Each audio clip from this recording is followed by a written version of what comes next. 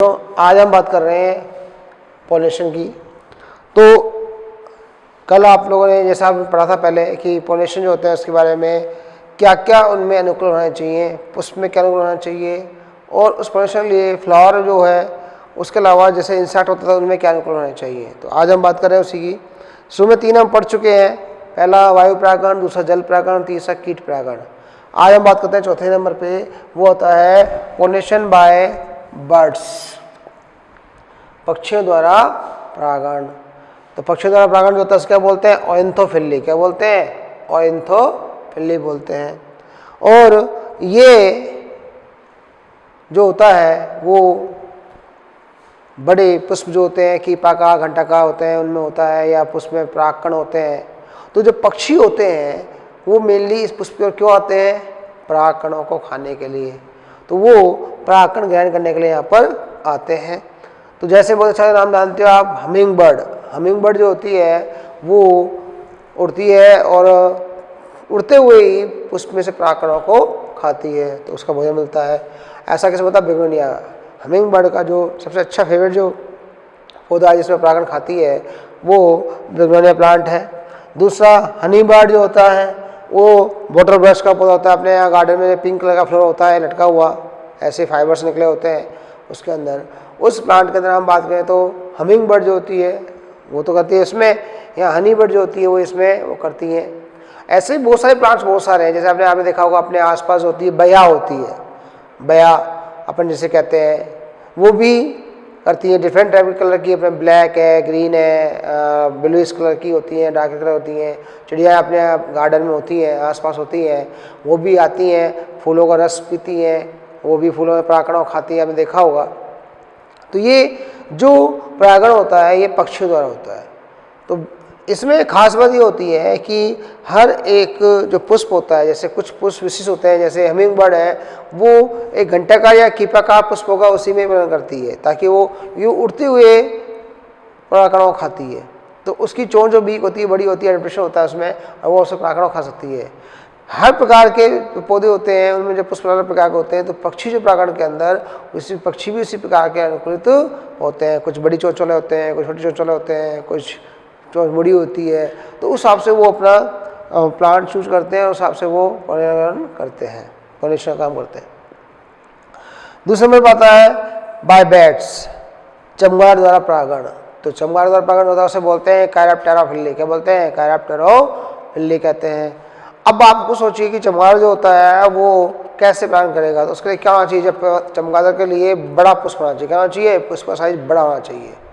और ऐसे पुष्प कौन से होते हैं? जैसे कदम होता है, मूशा होता है, किगलिया पिनाटा होता है, बोइनिया होता है। ये पौधे होते हैं, बड़े वृक्ष होते हैं और इनके अंदर पुष्प का साइज बड़ा होता है। दूसरा फ्लोर जो होता है मजबूत होता है। मजबूत मतलब हार्ड होता है, वुडी टाइप का होता है। फ्लावर ये अपन उसके पेटल्स होते हैं, सब होते हैं, बड़ी थिकनेस होती है, थिक हार्डनेस होती है उनमें, तो वो वुडी टाइप के होते हैं और उनमें जो होते हैं ये करते हैं, परागण करते हैं। तो इनमें चमगादड़ क्यों आता है पुष्प के ऊपर? पहली बात पुष्प बड़ा होता है, दूसरा पुष्प के अंदर परागकण खाने के लिए आते हैं। चमगादड़ होते हैं वो इन पुष्पों के परागकणों को, बंधे जो परागकण होते हैं उनको खाने का कार्य करते हैं, जिसके द्वारा क्या होता है? परागण की प्रक्रिया हो जाती है। इसके अलावा दो जो आपके एनसीईआरटी में नहीं है वो यहाँ इंपोर्टेंट है, मेडिकल में बता देता हूँ आपको। एक होता है मेरमैकोफिली और दूसरा होता है मेलेकोफिली। मेरमैकोफिली की बात करें तो इसके अंतर्गत हम बात करते हैं चींटियों की। चींटियों द्वारा जो परागण होता है, टर्माइट्स द्वारा होता है, उन्हें हम बोलते हैं मेरमैकोफिली। अब आप कौन सा चींटी द्वारा कैसे होता है परागण?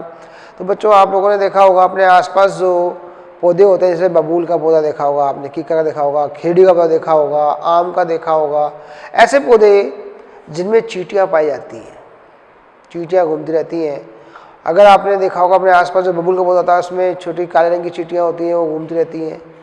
कुछ पौधों में लाल रंग की चींटियाँ होती हैं।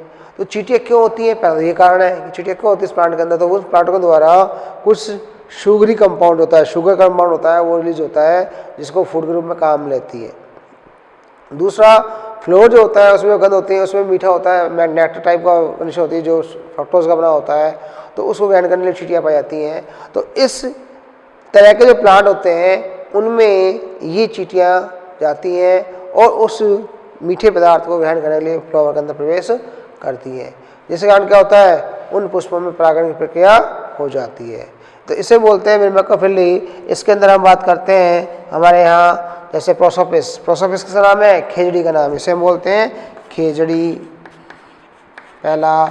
दूसरा होता है एकेशिया या बबूल जिसे हम कहते हैं, आम, आम का पौधा देखा होगा, और भी पौधे देखे होंगे जिसमें चींटियाँ रहती हैं, आपने देखे हैं, वो चींटियों द्वारा परागण करते हैं। इसके अलावा मेलेकोफिली घोंगे द्वारा, स्नेल मतलब घोंगे द्वारा होता है। तो घोंगा आपने देखे होंगे अपने गार्डन्स के अंदर भी घोंगे होते हैं, जहाँ नमी होती है, पानी होता है, छाया जैसा होता है, वो छोटे छोटे से आगे घोंगे पड़े होते हैं, स्ट्रक्चर पाई जाती है, तो वो होते हैं। तो जो पौधे ज़मीन के तट के पास होते हैं, फ्लोरिंग होती है, जैसे क्राइसेंथियम, गुलदाउदी, उनमें नमी वाले स्थानों होते हैं, बीच किनारे पर होते हैं, छायादार स्थानों होते हैं, ह्यूमिडिटी ज़्यादा होती है, वहाँ पर ये जो घोंगे होते हैं वो कुछ पौधों के अंदर परागण क्रिया को करते हैं। जैसे स्नेल करता है, इसमें क्राइसेंथियम में, क्राइसेंथियम क्या होती है, गुलदाउदी कहते हैं, तो गुलदाउदी कौन करता है, स्नेल करता है। तो ये तो सब थे हमारे पास जो परागण करने वाले कर्मक थे, चाहे वो हवा के द्वारा हो, चाहे वो वायु के द्वारा, आपका जल के द्वारा हो, तो एबायोटिक थे। बायोटिक के अंदर हमने बात की, कीटों की बात कर ली, मधुमक्खी, बटरफ्लाई, मोथ, बीटल्स। दूसरा हमने एंट की बात की, हमने स्नेल की बात की, हमने बर्ड्स में पक्षी की बात की, हमने बैट्स की बात कर ली, मैमल्स में आता है बैट्स, उसकी बात कर ली।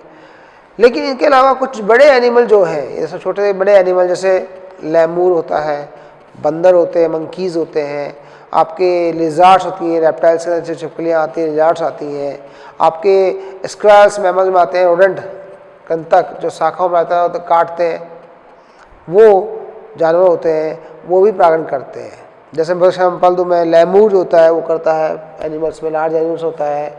दूसरा प्राइमेट्स के अंदर आता है, जो वृक्षवासी क्या होते हैं, रोडेंट होते हैं, रोडेंट मतलब कृंतक होते हैं जो कुत्ते को खाते हैं, जैसे गिलहरी आपने देखा होगा, गिलहरी भी खाती है, कुत्ते को खाती है, फलों को खाती है, तो वो भी जो होते हैं ऐसे और जीव जो होते हैं वो करते हैं।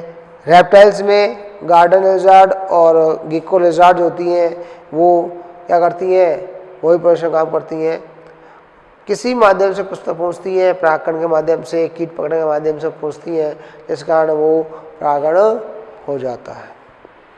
ठीक है। कुछ आपने कैमेलियन देखे होंगे, गेट देते होते हैं, वो भी बड़े जो पुष्प होते हैं उनके किनारे बैठ जाते हैं रंग बदल के, जैसे ही कोई इंसेक्ट आकर बैठता है उस पर तो उसको खाने का काम कर लेते हैं, और जब वो एक से दूसरे पुष्प पर जाते हैं तो भी परागण की प्रक्रिया हो जाती है। तो बहुत सारे वे हैं, हमारी बुक में कुछ 6 पॉइंट है, लेकिन बहुत सारे तरीके हैं। हाथी द्वारा भी प्रकीर्णन होता है बीजों का, ऐसे ही जो फ्लाइज होती हैं, कैरियर फ्लाइज होती हैं, वो रेफ्रेशिया पौधे में करती हैं। कैरियर फ्लाई होती है, छोटी मक्खियाँ होती हैं, फ्लाइज, दो रेफ्रेशिया जो सबसे बड़ा पुष्प है उसके अंदर वो आपका परागण काम करती है, परागण कार्य करती है। तो बहुत सारे तरीके हैं, पर आपकी बुक में मेनली 5 ही हैं। वो कौन कौन से हैं अगर हम बात करें तो आपका एनियोफिली, हाइड्रोफिली सेकेंड नंबर पे, थर्ड नंबर पे आपका आता है एंटामोफिली, फोर्थ में ऑरिंथोफिली और 5th नंबर पे कैरेप्टेरोफिली आते हैं। ठीक है, तो ये तो हुए हमारे पास पोलिनेशन की बात। अब हम बात करते हैं कुछ पॉइंट जो दिए हुए हैं आपकी एनसीईआरटी बुक में पोलन के लिए, उनकी बात कर लेते हैं। यहाँ बड़ा इंपॉर्टेंट चीज़ है, दोनों ही क्वेश्चन मेडिकल में आ चुके हैं आपके। पहला होता है पोलन वायबिलिटी। पोलन वायबिलिटी का मतलब होता है परागकण की जीवन क्षमता। तो आप समझ जानते हो कि पराग कोष के परिपक्व होने पर परागकण मुक्त हो जाते हैं। ठीक है, तो ये परागकण वर्तिका सतह पर पहुंचते हैं। तो बच्चों अगर मैं पहुंचूं कि एक परागकण के वर्तिका से मैंने आज पराग कोष से मैंने आज निकाल लिए परागकण, और मैं 3 दिन बाद अगर मैं उनको डस्ट करता हूँ किस पर, वर्तिका सतह पर, तो क्या वो पोलिनेशन जो होगा वो जब फर्टिलाइजेशन करेगा या नहीं करेगा? ये जरूरी नहीं हो करे, क्योंकि हर पौधे के परागकण, हर एक जाति के परागकण होते हैं पादप स्पीशीज के, उनमें जीवन क्षमता अलग अलग होती है। अर्थात कहने का मतलब ये है कि हमारे पास जितने भी आसपास में पौधे उग रहे हैं सबके परागकण अलग अलग समय तक जीवित रहते हैं।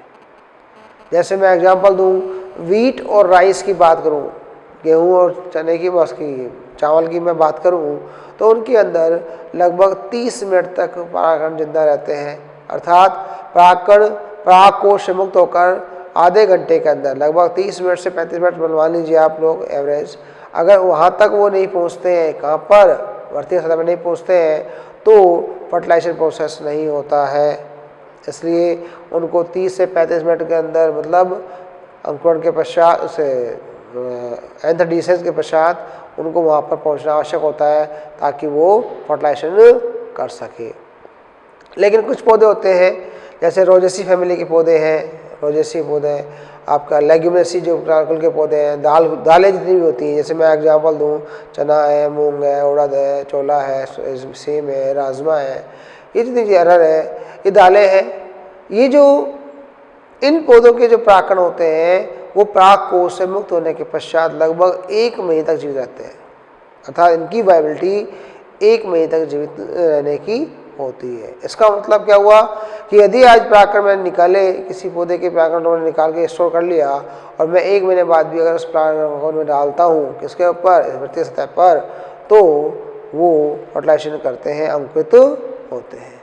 तो परागकणों के अंकुरण होने की, वर्तीय सतह पर गिरने के पश्चात अंकुरण होने की क्षमता होती है, वो आपके पोलन वायबिलिटी या पोलन जीवन क्षमता कहलाती है। और ये टेम्परेचर और ह्यूमिडिटी, तापमान और आर्द्रता पर निर्भर करती है।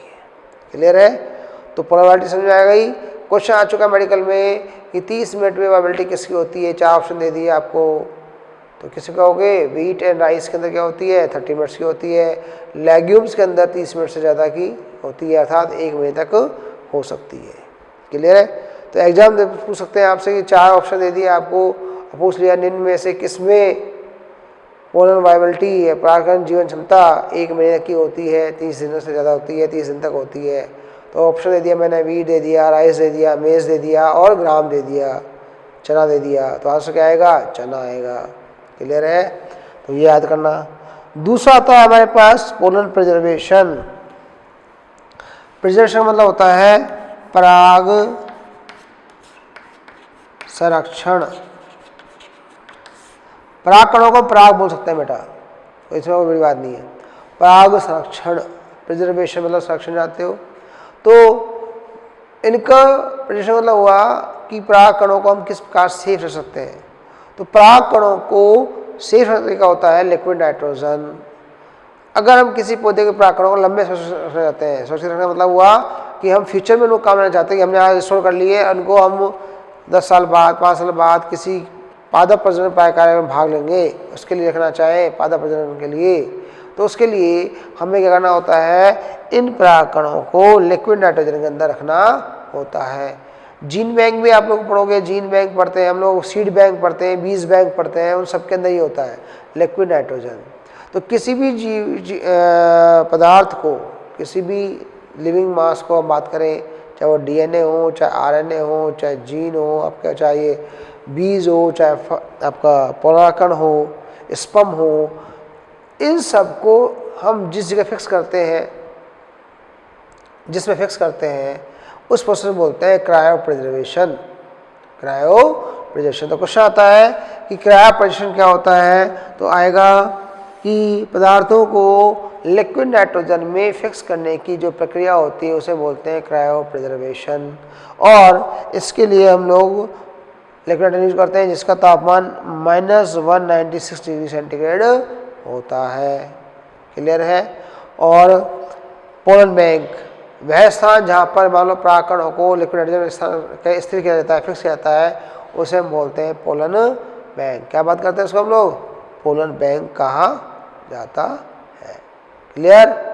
ओके, तो बच्चों नेक्स्ट हम बात करते हैं, यहाँ पर एक पॉइंट और आता है आपके, वो आता है सेल्फ इनकॉम्पेटिबिलिटी।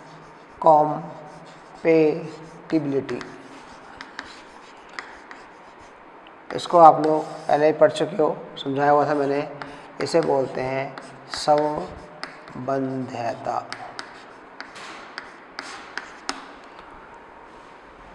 इसका मतलब क्या होता है, जैसे मैं समझाया था कि जब एक पुष्प की परागकण उसी पुष्प की वर्तिका पर गिरते हैं।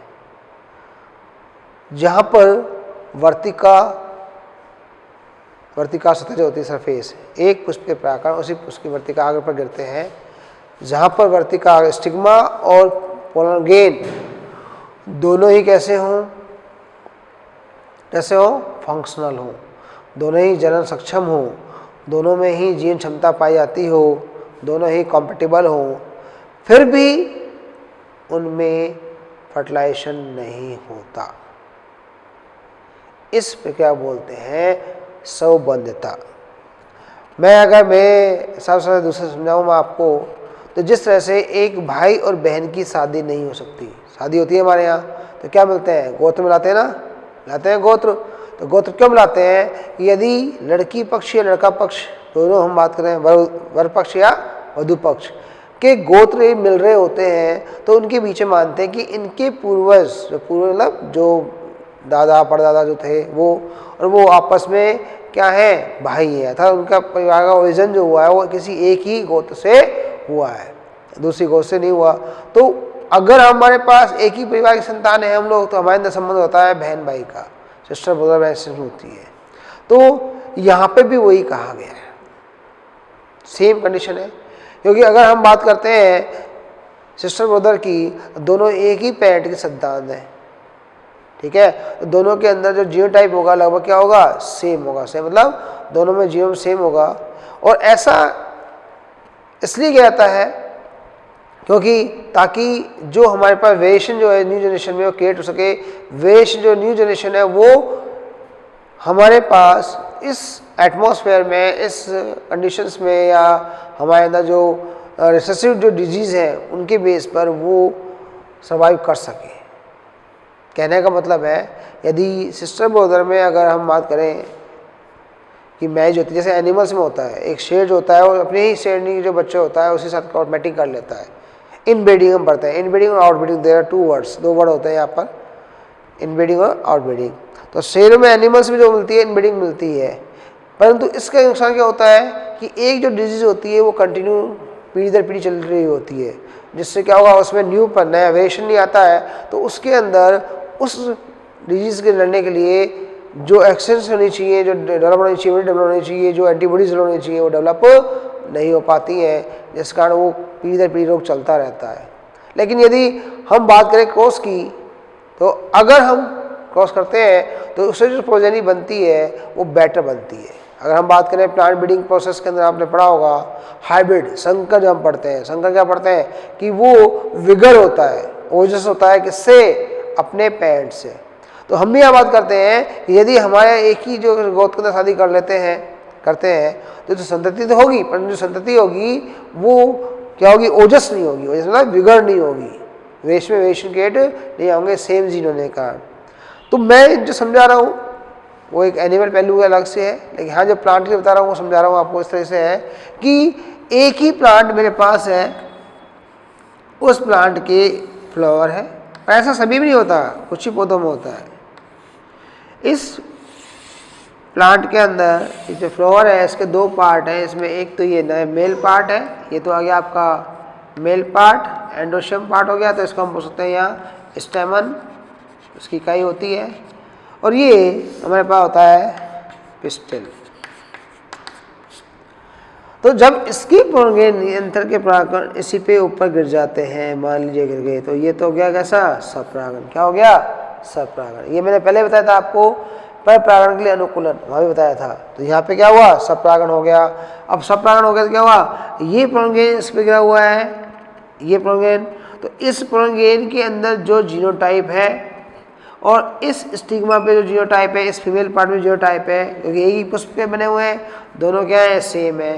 तो ये जो कॉम्पिटिटर प्रोंगेन है इसके ऊपर यहाँ गिरता है। मान लीजिए ये मेरे पास एक डायग्राम है, मैं समझाता हूँ आपको इस तरीके से कि इसके अंदर मान लीजिए S1 S2 जीनोटाइप है, और यहाँ भी मेरे पास परागकण है, उसमें S1 या S2 परागकण है।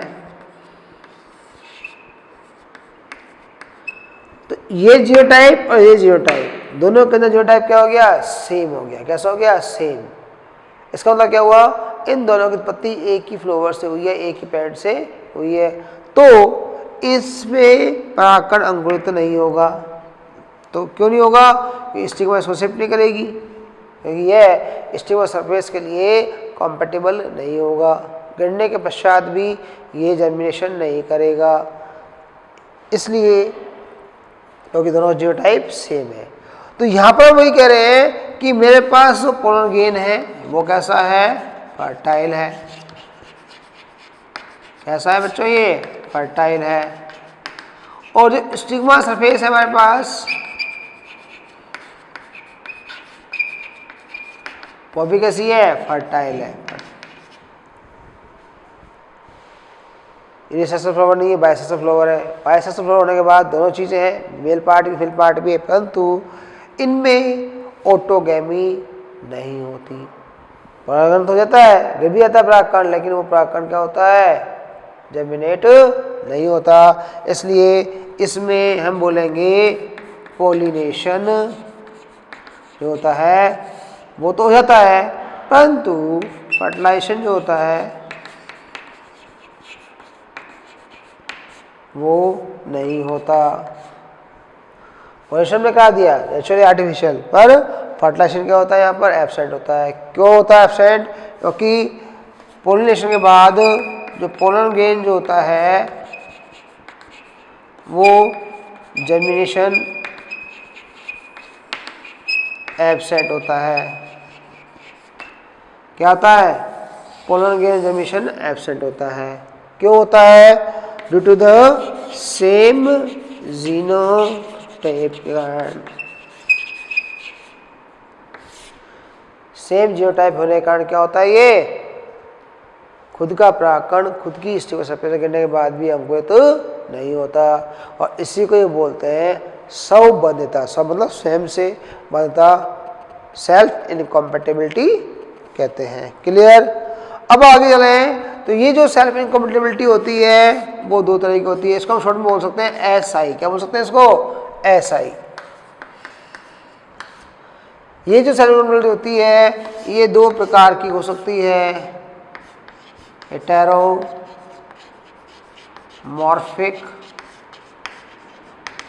और होमोमॉर्फिक। Heteromorphic, homomorphic. हेटेरोमॉर्फिक हम बात करें, वैसे इसको अगर हम बात करें स्पीसीज, इंट्रास्पेसिफिक और इंट्रास्पेसिफिक दोनों बोल सकते हैं, परंतु हम यहाँ बात कर रहे हैं दूसरे से जो आपके लेवल पे है कि दो तरह की होती है, हेटेरोमॉर्फिक और होमोमॉर्फिक। हेटेरो मतलब भिन्न भिन्न, डिफरेंट, मॉर्फिक मतलब संरचना, होमो मतलब सेम, मॉर्फिक मतलब संरचना। अर्थात हमारे पास जो पुष्प होता है उस पुष्प के अंदर ही संरचना में परिवर्तन होता है। तो अगर हम बात करें भिन्न भिन्न प्रकार के पुष्प, हम बात करते हैं भिन्न प्रकार के पुष्पों में होती है, ये क्या होंगे? समान।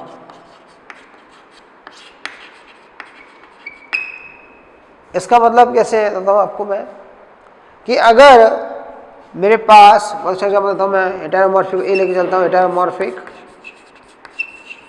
हेटेरोमॉर्फिक की बात करता हूँ, तो इसमें पुष्प जो होते हैं वो संरचना में भिन्न भिन्न होते हैं, और इसका सबसे अच्छा एग्जाम्पल आता है आपका प्रिमरोज। रोज होता है, प्रीमूला होता है, ये इसके बहुत अच्छे एग्जाम्पल आते हैं। तो मैं बहुत अच्छा बात करता हूँ यहाँ पे, प्रिमरोज की बात करता हूँ मैं, और एरिथ्रा लैमार्किना, ये नाम पढ़ा है आपने म्यूटेशन के अंदर, प्रिमरोज का नाम एरिथ्रा लैमार्किना होता है। इसके अंदर बात करूँ तो हेटेरोस्टाइली दो तरह की होती है, इसको दो भागों में बांटा गया है। पुष्प अलग आकार के होते हैं, एक होता है डाई स्टाइली और दूसरा होता है ट्राई स्टाइली। डाई स्टाइली और ट्राई स्टाइली, तो नाम समझ आ रहा है बेटा आपको? यहाँ किसके आधार पर है? स्टाइल की लेंथ के आधार पर पुष्प के प्रकार है। किसके आधार पर? स्टाइल की लेंथ पे। तो वर्तिका की लंबाई के आधार पर डाई स्टाइली में पुष्प को दो भागों में बांटा गया है। कैसे? एक वो जिसकी वर्तिका लंबी होती है, स्टाइल लंबी होती है, और एक वो जिसकी वर्तिका छोटी होती है।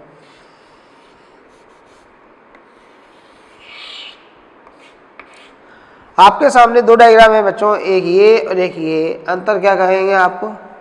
सर एक बड़ी और एक छोटी है, ये कहेंगे। एक पिस्टल बड़ी है, एक पिस्टल बड़ी छोटी है। अब पिस्टल बड़ी और छोटी क्यों है? स्टिग्मा वैसे ही है। ये जो दे रहा है ये क्या है? स्टाइल, ये स्टिग्मा, और ये क्या है? ओवेरी। तो यहाँ जो स्टाइल है इसकी लेंथ कैसी है? ज़्यादा है, तो ये कैसी है? लॉन्ग है। कैसी है? Long style. यहाँ पे वही चीज़ है, ये स्टिग्मा, ये स्टाइल, और ये आपके ओवेरी।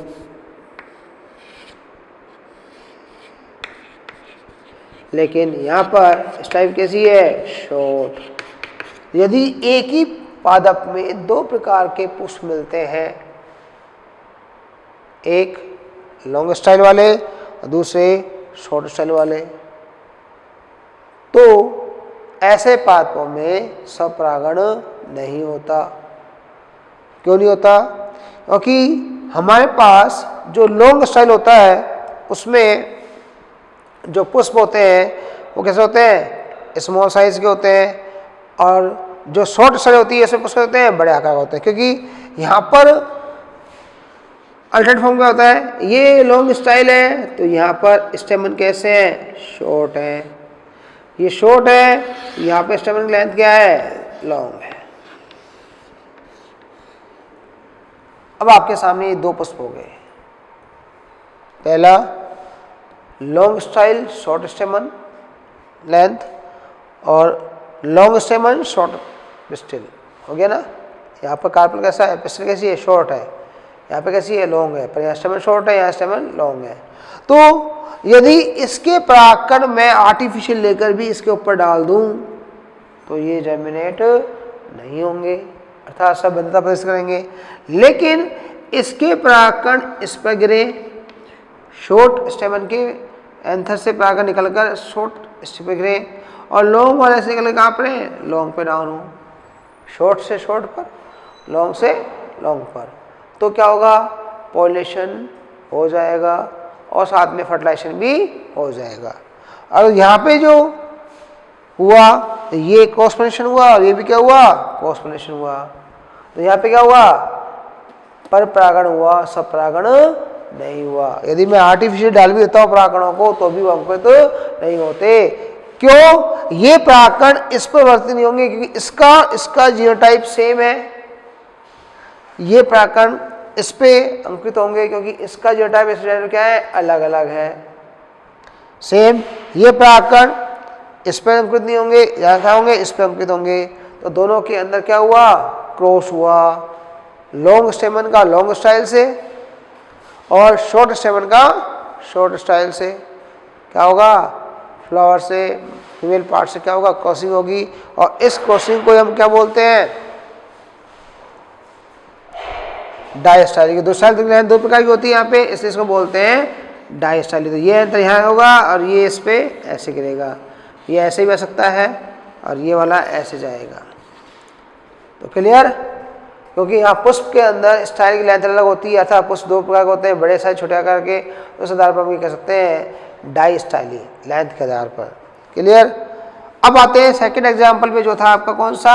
Try styli. कौन सा आता है? Try styli. तो इसमें भी क्या होते हैं? इसमें तीन कंडीशन होती है, शॉर्ट, मिड लॉन्ग और लॉन्ग। तो यहाँ पे कैसे होगी? देखो बच्चों, इसमें पुष्प एक ही पादा पे पुष्प तीन तरह के हो सकते हैं। पहला एक,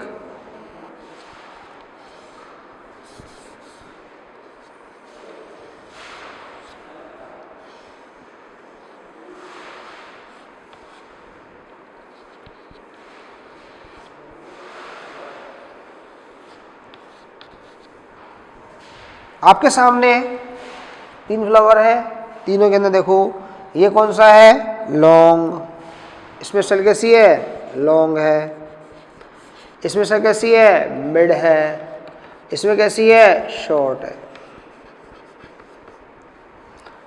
तीन कंडीशन हो गई हमारे पास, लॉन्ग, मिड और शॉर्ट। तो यहाँ पर क्या होंगे, एंथर भी जो है हमारे पास स्टेमन जो है वो तीन तरह के होंगे। कैसे होंगे, लॉन्ग में होंगे हमारे पास मिड वाले,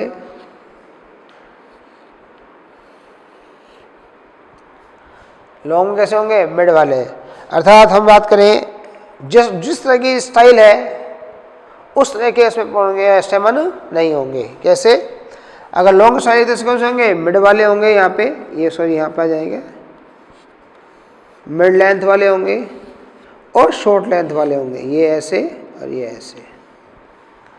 क्लियर। अगर हमारे पास मिड है तो मिड वाले नहीं होंगे, कौन से होंगे इसमें, लॉन्ग होंगे।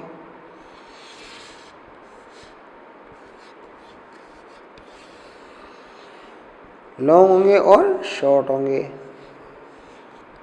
और हमारे पास शॉर्ट है, इसमें क्या होंगे बच्चों, लॉन्ग होंगे और मिड होंगे।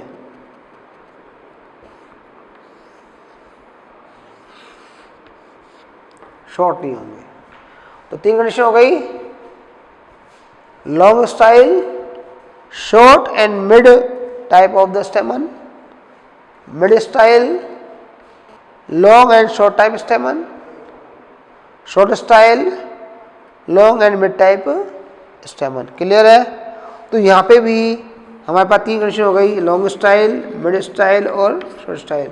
तो यहाँ पे क्या होगा, लॉन्ग से एंथर जो आएंगे, इससे एंथर से इससे इस पे गिरेगा तो ही पोजीशन होगा।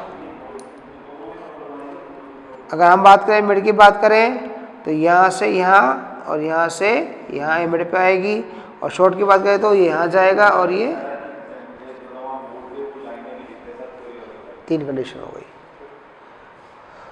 प्रिमुला, प्रिमरोज ऐसे जो पौधा होते हैं उनमें कंडीशन मिलती है जहाँ तीन तरह के पुष्प पाए जाते हैं, तीनों में स्टाइल अलग अलग होती है, इसे हम बोलते हैं ट्राई स्टाइली। और यह भी हमारे पास सेल्फ इनकम्पैटिबिलिटी को शो करते हैं। क्लियर है। तो इसमें हेटेरोमॉर्फिक क्यों कहा गया, क्योंकि इसमें जो लेंथ है स्टाइल की वो क्या है, अलग अलग प्रकार की है, डाई स्टाइली और ट्राई स्टाइली। क्लियर। पे सेकंड था आपका होमोमॉर्फिक। होमोमॉर्फिक मतलब क्या हुआ, पुष्प के अंदर कोई चेंज नहीं है, जैसा होता है नॉर्मल वैसा ही स्टाइल में नहीं है, लेकिन फिर भी प्रॉब्लम नहीं होता। होमोमॉर्फिक मतलब एक समान पुष्प के मध्य जो होती है वो समान आकारिक रूप से कैसा है, आकारिक रूप से समान। वहाँ आकारिक रूप से क्या था, भिन्न था। यहाँ क्या होगा, एक समान पुष्प, यहाँ कैसे हैं, आकारिकीय रूप से समान पुष्प। यहाँ जो आकारिक रूप से समान है इसका मतलब क्या हुआ कि यहाँ पर कोई चेंज नहीं हुआ, आकारिक रूप से समान है। अब हम बात करते हैं इसके अंदर, ये जो होती है इसको बांटा गया है दो भागों में, पहला GSI और दूसरा SSI। क्लियर। पहले हम बात करें GSI की, इसे बोलते हैं गैमेटोफिटिक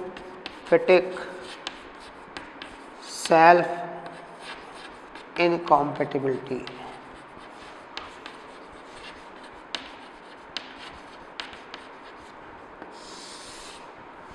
इसे बोलते हैं sporophytic self इनकॉम्पैटिबिलिटी।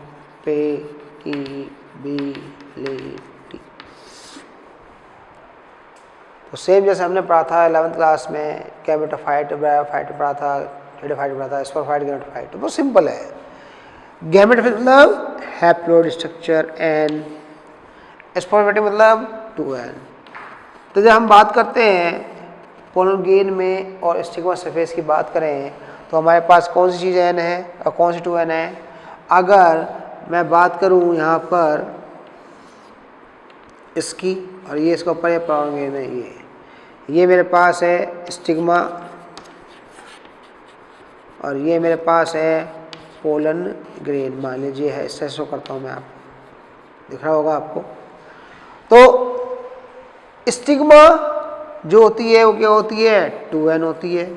Stigma style ovary सब 2n होती है। ओवरी के अंदर एम्ब्रियो सैक होता है, वो इसमें एग जो होता है वो n होता है, बाकी 2n होता है। और ये जो होता है क्या होता है बच्चों n होता है। क्या होता है n हैप्लोइड होता है। क्लियर।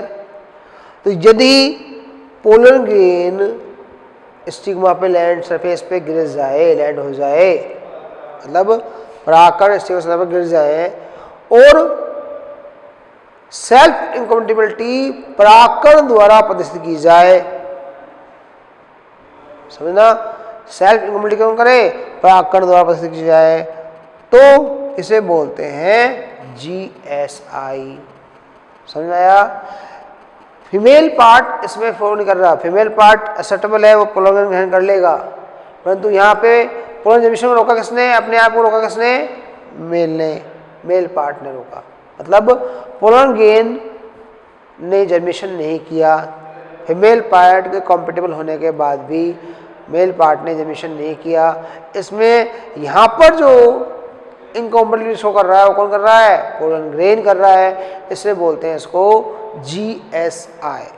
क्लियर। अब आते हैं यहाँ पर इस वाली कंडीशन में पोलन ग्रेन जो होता है वो जर्मिनेशन होना चाहता है। पोलन ग्रेन जो होता है वो क्या होता है, PG जो होता है ये N होता है, ये स्टिग्मा है, ये 2N होती है। यहाँ पर पोलन ग्रेन तो लैंड होता है, पोलन ग्रेन जर्मिनेट भी हो सकता है, परंतु स्टिग्मा सरफेस उसको रोकने देती है। मतलब ये जो स्टिग्मा होती है ये जर्मिनेशन को रोक देती है। तो यहाँ पर इनकॉम्पिटिशन शो करता है, स्टिग्मा शो करती है। क्योंकि स्टिग्मा कैसी होती है, डिप्लॉइड होती है, 2N होती है, इसलिए इसको बोलते हैं SSI, स्पोरोफिटिक सेल्फ इनकॉम्पेटिबिलिटी। समझ में आ गया। तो GSI बाय पोलन ग्रेन और SSI कहाँ होती है, स्टिग्मा सरफेस के द्वारा होती है। क्लियर। तो ये एक शॉर्ट आपके बारे में था। SSI क्या होती है, GSI क्या होती है, अर्थात सेल्फ इनकम्पेटिबिलिटी